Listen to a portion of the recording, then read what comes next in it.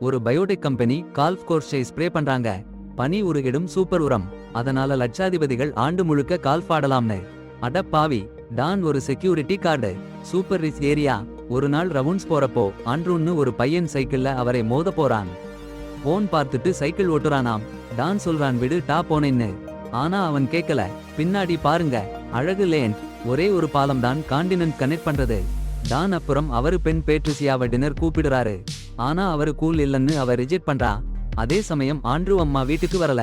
அவரு சித்தர் அண்ணி பாத்துக்கிட்டு இருக்கா. போறதுக்கு முன்னாடி ஆண்ட்ரூ வீட்ட சொல்றா, அண்ணிய பாத்துக்கொன்னு. அடுத்த நாள் காலை அன்றே அம்மா அவரோட சகோதரிய பாத்துக்கறா. அலுவலகத்துக்கு ரொம்ப தாமதமாச்சுன்னு ஓடி போயிட்டாங்க. அன்றேயும் அவங்க சகோதரியும் தனியா இருக்காங்க. அப்போ அந்த தீவுலேயே சின்ன பெருசா இருக்கிற சீமானான மைக்கேல் ஐயா கால்ஃப் கோர்ஸ் பார்க்க போறாரு. அட டேய், அந்த மருந்து கம்பெனியோட உரம் அற்புதமா வேலை பண்ணிடுச்சுன்னு பாருங்க. புல்லெல்லாம் பச்சை பச்சைன்னு இருக்கு, சும்மா ஒரு கண்ணாடி மாதிரி. அப்புறம் அவரு ஃப்ரெண்ட்ஸ் கால் பாட வந்தாங்க. மார்சல் ஐயா அவரு மனைவி மோட் அம்மா எல்லாம் வந்தாங்க. மைக்கேல் ஐயா சந்தோஷமா கால்ஃப் கோர்ஸ் எப்படி நல்லா இருக்குன்னு சொன்னாரு. எல்லாரும் ஆட ரொம்ப ஆர்வமா இருந்தாங்க. இதுக்கிடையே பார்ட்டிசிட்டர் வரல. அன்றே தான் அவங்க சகோதரிய பாத்துக்கணும். ஏண்டா இது, டிவியில அடிபட்டுட போச்சு சகோதரி. ஆனா அன்றே ரெஸ்கியூ பண்ணிட்டான், சூப்பர் ஹீரோ மாதிரி. இதுக்கிடையே பாத்திரிசியா அம்மா சீமான்களுக்கு வேலை பண்றாங்க. டான் ஐயா கால் பண்ணினாரு. ஆனா அவங்க அப்பாவை கேட்கலே.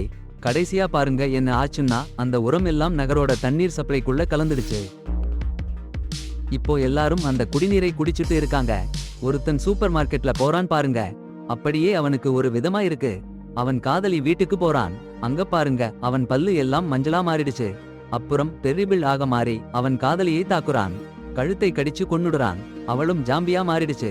வேற இடத்துல மைக்கேல், மார்சல், மாட் வீட்டுக்கு போறாங்க. அங்க வேலை செய்யறவங்க எல்லாம் வித்தியாசமா நடந்துக்கிறாங்க. அவங்களுக்கும் வந்துருச்சு. மாட் நாய் அவங்களை நோக்கி வர்றது. அதுவும் தாக்குது. அந்த நாய்க்கும் வந்துருச்சு. மாட் கூட பாதிக்கப்படுறா. வேற பாதிக்கப்பட்டவங்க எல்லாம் ஓடி வராங்க. மைக்கேலும் மார்சலும் ஓடி உள்ள போய் கதவை பூட்டிடுறாங்க. ஆனா அந்த நாய் உள்ளே வந்துடுச்சு. மார்சல்லோட காலுக்கு கடிச்சிடுச்சு. அவனும், சாரி, உங்களோட கோரிக்கையை நிறைவேற்ற முடியல. ஒரு கதையை சாதாரண தமிழ்ல சொல்றது ஒண்ணு, அதே கதையை உணர்ச்சி மிகுதியா அதிகப்படுத்தி ஆனா சரியான நேரத்துல சொல்லணும்னா அது ரொம்ப கஷ்டம். உங்களோட கதை சிறியதா இருந்தாலும் அந்த உணர்ச்சிகளை சரியா கொண்டு வர நிறைய சொற்கள் தேவைப்படும். அதனால கதையோட நீளத்தை மாத்தாம அதை செய்ய முடியாது.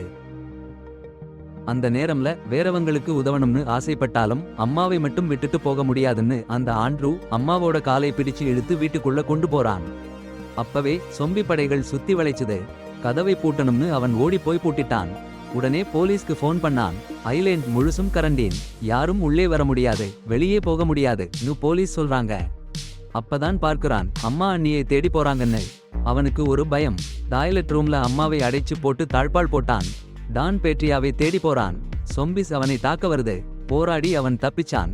இந்த நோய் பரவாம இருக்கணும்னு லேண்ட் கரை இணைக்கிற பாலத்தையே வெடிச்சு தகர்ச்சிட்டாங்க. கரண்ட் போச்சு. ஆண்ட்ரூவோட போன் சார்ஜ் டெத். அந்திரே அம்மாவை பார்க்க போறான். பின்னாலேயே ஒருத்தன் வருறான்.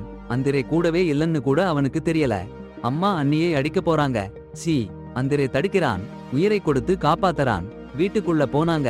டிவியை தள்ளிட்டாங்க. தலையிலே விழுந்து. சும்மா சாக்குறாங்களா? இல்ல, அம்மா சாக்குறாங்க. அந்திரேக்கு ஷாக். அவன் வெளியே பாக்குறான். சும்மா ஜாம்பிங்காடா, நிறைய இருக்கு. அண்ணியை எடுத்துட்டு ஓடுறான். கதவை திறக்கிறான். பூனை ஒருத்தனை பார்க்குது. ஜாம்பிகள் பூனையை பின்தொடர்ந்து போகுது. அந்திரே அண்ணியை வெளியே அழைச்சிட்டு போறான்.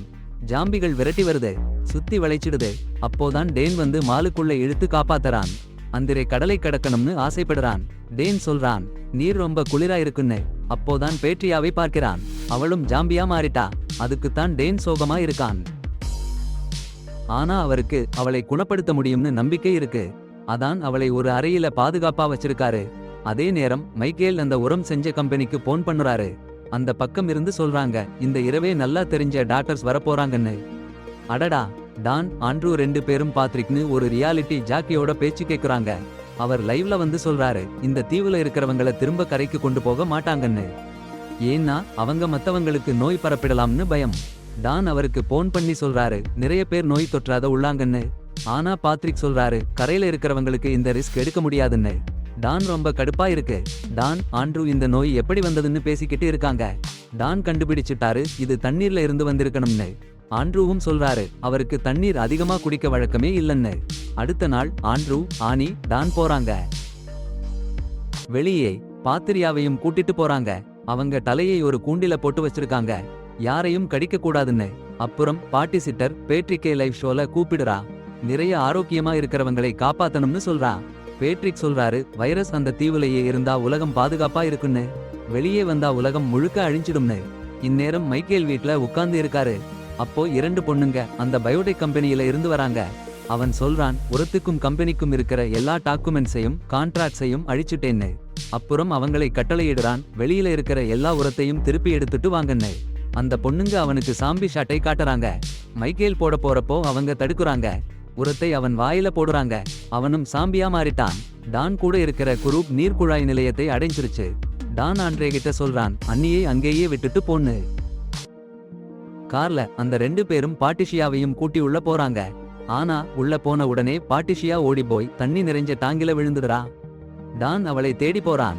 அப்போ ஒரு பயங்கரமான மாறுபட்ட ஜாம்பி தண்ணில இருந்து புசுன்னு வெளியே வந்துடுச்சு. அந்த புது ஜாம்பி பாட்டிஷியாவை பார்த்ததும் ஆண்ட்ரே மேல திரும்புது. ஆண்ட்ரே உயிரை காப்பாத்திக்கன்னு ஓடுறான். டான் அவன் பொண்ண புடிச்சு எடுக்க பார்க்கிறான். ஆனா பாட்டிஷியா கைவெட்டி போச்சு. அவள் தண்ணில விழுந்துடுறா. நிறைய ஜாம்பிகள் ஆண்ட்ரேவை துரத்துறாங்க. ஆனா அவன் கார்ல சேஃபா போய் சேர்ந்துடுறான். அப்புறம் ஜாம்பிகள் டானை துரத்த ஆரம்பிக்கிறாங்க. அவன் பாட்டிஷியாவை முன்னாடி நிறுத்திக்கிட்டு ஜாம்பிகள் அவனை தொடாத மாதிரி பாதுகாப்பா கார்ல சேர்ந்துடுறான். அங்கே பாட்டிஷியாவோட கையை டாஷ்போர்ட்ல வைக்கிறான். ஆண்ட்ரே பாட்டிஷியாவோட கையை பிடிச்சிக்கிறான். அவள் விரல் ரேகையாலே போனை ஓபன் பண்ணுறா. கால் கோர்ஸ்லே சார்ஜ் இன்னும் இருக்கு. அட பாவிங்க, பயோடெக் பொண்ணுங்க புல்லுல டாக்ஸின் உபயோகிக்கிறாங்க. எல்லா இன்ஃபெக்ஷனையும் நிறுத்துது. டேன் கும்பல் மைக்கேல் வீட்டுக்கு போறாங்க. சாரி, கதவு ஜன்னல் எல்லாம் லாக். அடேங்கப்பா, பால்கனி ஏறி உள்ளே போறான். உள்ளேருந்து கதவை திறக்கிறான்.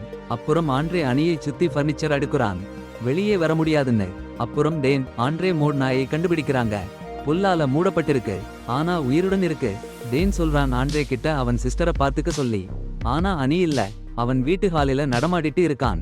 அதே நேரம் டேன் டயர் பாம்பை கண்டுபிடிக்கிறான் வீட்ல. அவனுக்கு அதிர்ச்சி.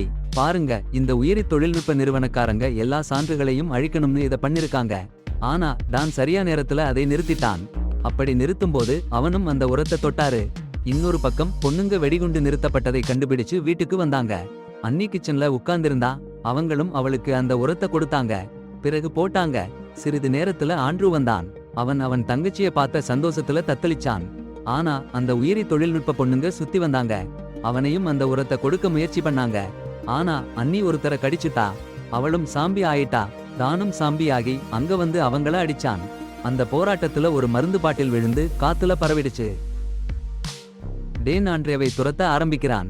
ஆனா அன்னி அவன் முன்னாடி வந்து நிக்கிறா பாரு. ஹாலில் 2 பொண்ணுங்களும் ஒருத்தரை ஒருத்தர் சுட்டுடுறாங்க. ஜாம்பி ஆயிட்டாங்கன்னு நினைச்சு.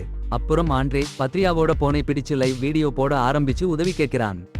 இத பார்த்து பாட்டிசிட்டர் ஓடி வந்து அவங்கள காப்பாத்த வருவா. இதுக்குள்ள ராணுவம் தீவுல வந்து சேர்ந்துடுச்சு. ஆண்ட்ரேக்கு சந்தோஷம். ஆனா ராணுவம் எல்லாரையும் சுட ஆரம்பிச்சிடுச்சு. ஜாம்பியா இருந்தாலும் இல்லன்னாலும் ஆண்ட்ரே ஓடி போய் ஒளிஞ்சிக்கிறான். அப்போதான் முன்னாடியே போடப்பட்ட மருந்து வேலை செய்ய ஆரம்பிக்குது. அன்னி மனுஷியா மாறிடுவா. வீட்ல டேனும் மனுஷியா மாறிடுறான். ராணுவம் வந்து டேனை பிடிச்சிடுச்சு. அவன் ஜாம்பி இல்லன்னு சொல்றான். ஆனா ராணுவக்காரங்க கேட்க மாட்டேங்கிறாங்க.